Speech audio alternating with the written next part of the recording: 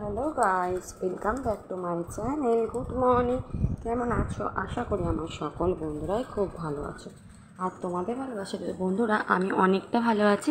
আজ সকাল এখন বাজে 6টা, ঘুম থেকে উঠেছি 4:45। তো উঠে সমস্ত কাজকর্ম করেছি বন্ধুরা।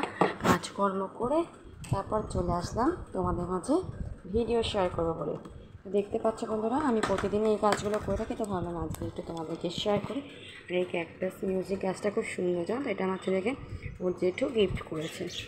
নিজের জেঠু না হলে পরের লোক তবু কত ভালোবাসে। তো দেখো, প্রতিদিনই এগুলো করে থাকি বন্ধুরা। টেডি বিয়ার পুতুলগুলোকে সরিয়ে সরিয়ে খাটটাকে পুরো মুছে নিলাম, যেহেতু একদম রাস্তার সামনে ঘর, বুঝতেই পারছো।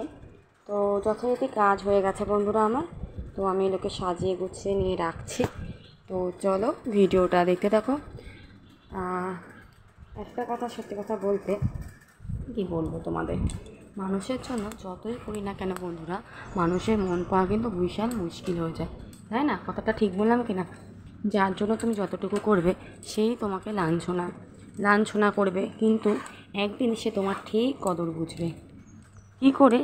সে যখন কোনো একটা সাহায্য চাইবে তোমার কাছে, তখন তুমি না করতে পারবে না, ঠিক না? তাই এদিকে দেখো বক্সে চার্জ দেওয়া হয়েছে। এদিকে ঘরের ফোনে ভিডিও দেখা হচ্ছে, আমার একটা ভিডিও দেখছে একজনা। তো দেখো, আমি তোমার সাথে কথা বলতে বলতে কিন্তু অনেক কিছু শেয়ার করে দিচ্ছি।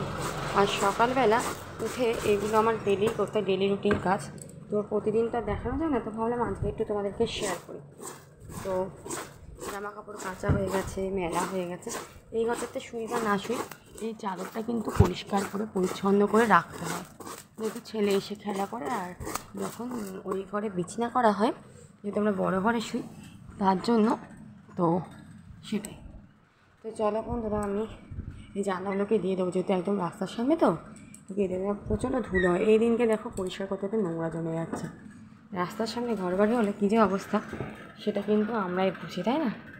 তো চলো ভিডিওটা দেখতে থাকো আর সাথে থাকো, স্কিপ করো না। আশা করি ভালো লাগবে বন্ধুরা।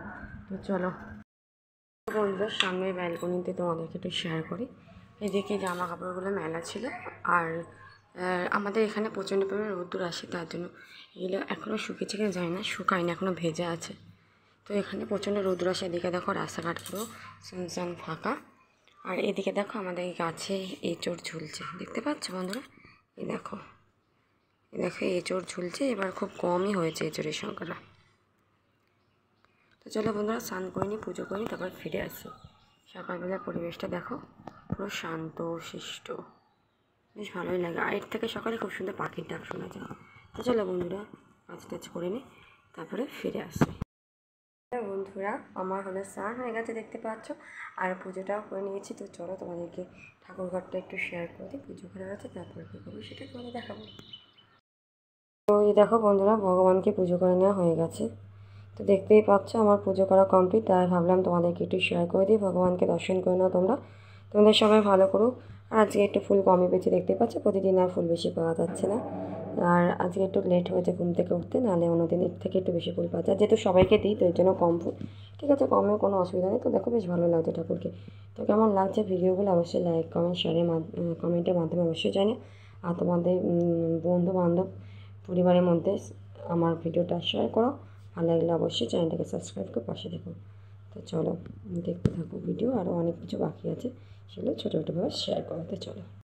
তারপর দেখো, আজকে যেহেতু নিরামিষ খাওয়া হয়েছে, তার জন্য মুসুরির ডাল হয়ে গেছে। এখানে আলু বটবটি ভাজা নিয়েছে, এটা দুপুরে আছে লাঞ্চে রান্না করছে। আর এখানে একটা 5 মিশালি সবজি হয়েছে। তো তারপর আর পাতে হলো পাতি লেবু দিয়ে খাওয়া হবে। তো চলো এই আজকে এই ভিডিওটা এতটুকুই।